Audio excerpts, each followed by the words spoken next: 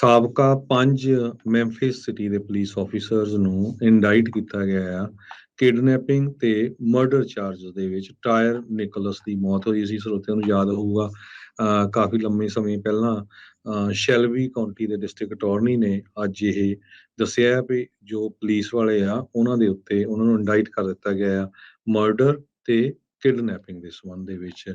Second degree murder ਜੋ ਉਹ ਇਹਦੇ ਵਿੱਚ ਲਾਏ ਗਏ ਹੈਗੇ ਆ ਟੈਨਸੀ ਦੇ ਵਿੱਚ, ਕਹਿੰਦੇ ਨੋਇੰਗ ਕਿਲਿੰਗ ਆਫ ਅਨਦਰ।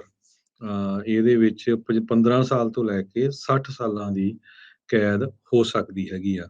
ਤੇ ਨਿਕਲਸ 29 ਸਾਲਾਂ ਦਾ ਕਾਲੇ ਮੂਲ ਦਾ ਨੌਜਵਾਨ ਸੀ, ਜਿਸ ਨੂੰ ਇੱਕ ਟ੍ਰੈਫਿਕ ਸਟਾਪ ਦੇ ਉੱਤੇ ਰੋਕਿਆ ਗਿਆ ਸੀ ਤੇ ਮੈਂਫਿਸ ਦੀ ਜੋ ਪੁਲਿਸ ਆ ਉਹਦੇ ਨਾਲ ਉਹਦੀ ਝੜਪ ਹੋ ਗਈ ਤੇ ਉੱਥੇ ਉਸ ਨੂੰ ਜਿਹੜਾ ਆ ਪੁਲਿਸ ਵਾਲਿਆਂ ਨੇ ਮਾਰ ਦਿੱਤਾ ਸੀ।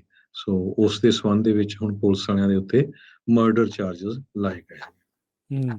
ਜੀ, ਅਗਲੀ ਜਿਹੜੀ ਹਰਜੋਤ ਸਿੰਘ ਜੀ ਗੱਲ ਕਰਦੇ ਜਾਈਏ, ਜਿਹਨੇ ਹਾਫ ਮੂਨ ਬੇ ਦੇ ਵਿੱਚ ਮਾਸ ਸ਼ੂਟਿੰਗ ਕੀਤੀ ਸੀ, ਉਹਦਾ ਜਿਹੜਾ ਸਸਪੈਕਟ ਆ ਉਹ ਜਿਹੜਾ ਉਹ ਮੰਨ ਗਿਆ ਆ, ਉਸਨੇ ਐਡਮਿਟ ਕੀਤਾ ਆ ਆਪਣੀ ਜੇਲ੍ਹ ਹਾਊਸ ਜਿਹੜੀ ਆ ਉਹ ਇੰਟਰਵਿਊ ਦੇ ਵਿੱਚ।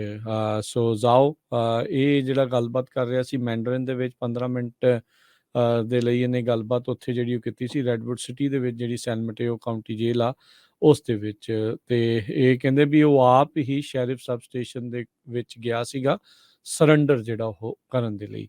ਉਹਨੇ ਆਪਣੀ ਗੱਲਬਾਤ ਦੇ ਦੌਰਾਨ ਕਿਹਾ ਵੀ ਉਹ ਬੁਲੀ ਹੁੰਦਾ ਰਿਹਾ ਉੱਥੇ ਕਈ ਜਿਹੜੇ ਉਹ ਸਾਲਾਂ ਤੱਕ ਜਿਹੜੇ ਫਾਰਮਸ ਦੇ ਉੱਤੇ ਕੰਮ ਕਰਦੇ ਹੋਏ ਲੰਮੇ ਘੰਟੇ ਜਿਹੜਾ ਉੱਥੇ ਕੰਮ ਕਰਦਾ ਸੀ। ਬੜੀ ਵਾਰੀ ਕਹਿੰਦੇ ਵੀ ਉਸਨੇ ਉਸ ਦੇ ਦੁਆਰਾ ਜਿਹੜਾ ਇਹ ਦਾਅਵਾ ਕੀਤਾ ਜਾ ਰਿਹਾ ਵੀ ਮੈਂ ਬਹੁਤ ਵਾਰੀ ਇਸ ਇਸ਼ੂ ਨੂੰ ਚੱਕਿਆ, ਪਰ ਇਸ ਨੂੰ ਐਡਰੈਸ ਨਹੀਂ ਕੀਤਾ ਗਿਆ, ਸੁਲਝਾਇਆ ਜਿਹੜਾ ਉਹ ਨਹੀਂ ਗਿਆ। ਤੇ ਇਹ ਕਹਿੰਦਾ ਵੀ ਮੈਂ ਮੰਨਦਾ ਹਾਂ ਵੀ ਮੈਂ ਕਿਸੇ ਤਰ੍ਹਾਂ ਦੀ ਮੈਂਟਲ ਇਲਨੈਸ ਦੇ ਵਿੱਚੋਂ ਗੁਜ਼ਰ ਰਿਹਾ ਸੀ ਤੇ ਮੈਂ ਰਾਈਟ ਮਾਈਂਡ ਦੇ ਵਿੱਚ ਨਹੀਂ ਸੀ ਜਦ ਇਹ ਸ਼ੂਟਿੰਗ ਨੂੰ ਅੰਜਾਮ ਦਿੱਤਾ ਹੈ। 11 ਸਾਲਾਂ ਤੋਂ US ਦੇ ਵਿੱਚ ਰਹਿ ਰਿਹਾ ਸੀ, ਗ੍ਰੀਨ ਕਾਰਡ ਹੋਲਡਰ ਸੀਗਾ ਤੇ 2021 ਦੇ ਵਿੱਚ ਇਹਨੇ ਜਿਹੜੀ ਇਹ ਬੰਦੂਕ ਆ ਉੱਥੇ ਖਰੀਦੀ ਸੀਗੀ। ਤੇ ਕਹਿੰਦਾ ਵੀ ਖਰੀਦਣ ਲੱਗਿਆ ਮੈਨੂੰ ਕਿਸੇ ਤਰੀਕੇ ਦੀ ਕੋਈ ਅੜਚਨ ਦਾ ਸਾਹਮਣਾ ਜਿਹੜਾ ਆ ਉਹ ਨਹੀਂ ਕਰਨਾ ਪਿਆ ਸੀਗਾ। ਆਲਦੋ ਕਹਿੰਦਾ ਵੀ ਆਪਣੀ ਗੱਲਬਾਤ ਦੇ ਦੌਰਾਨ ਇਹਨੇ ਕਿਹਾ ਵੀ ਮੈਨੂੰ ਰਿਮੋਟਸ ਆ, ਗਲਤੀ ਦਾ ਅਹਿਸਾਸ ਜਿਹੜਾ ਉਹ ਹੋ ਰਿਹਾ ਆ ਵੀ ਉਸਨੇ ਜਿਹੜੀਆਂ ਆ ਇਹ ਕਤਲੋ ਗਾਰਤ ਜਿਹੜੀ ਉਹ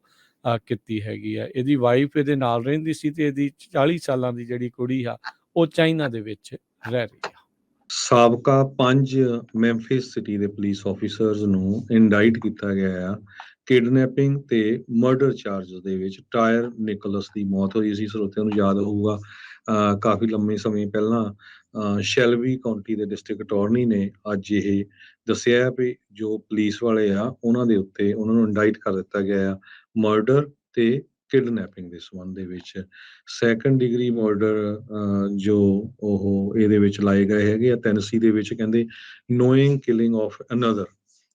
ਇਹਦੇ ਵਿੱਚ 15 ਸਾਲ ਤੋਂ ਲੈ ਕੇ 60 ਸਾਲਾਂ ਦੀ ਕੈਦ ਹੋ ਸਕਦੀ ਹੈਗੀ ਆ। ਤੇ ਨਿਕਲਸ 29 ਸਾਲਾਂ ਦਾ ਕਾਲੇ ਮੂਲ ਦਾ ਨੌਜਵਾਨ ਸੀ, ਜਿਸ ਨੂੰ ਇੱਕ ਟ੍ਰੈਫਿਕ ਸਟਾਪ ਦੇ ਉੱਤੇ ਰੋਕਿਆ ਗਿਆ ਸੀ ਤੇ ਮੈਂਫਿਸ ਦੀ ਜੋ ਪੁਲਿਸ ਆ ਉਹਦੇ ਨਾਲ ਉਹਦੀ ਝੜਪ ਹੋ ਗਈ ਤੇ ਉੱਥੇ ਉਸ ਨੂੰ ਜਿਹੜਾ ਆ ਪੁਲਿਸ ਵਾਲਿਆਂ ਨੇ ਮਾਰ ਦਿੱਤਾ ਸੀ।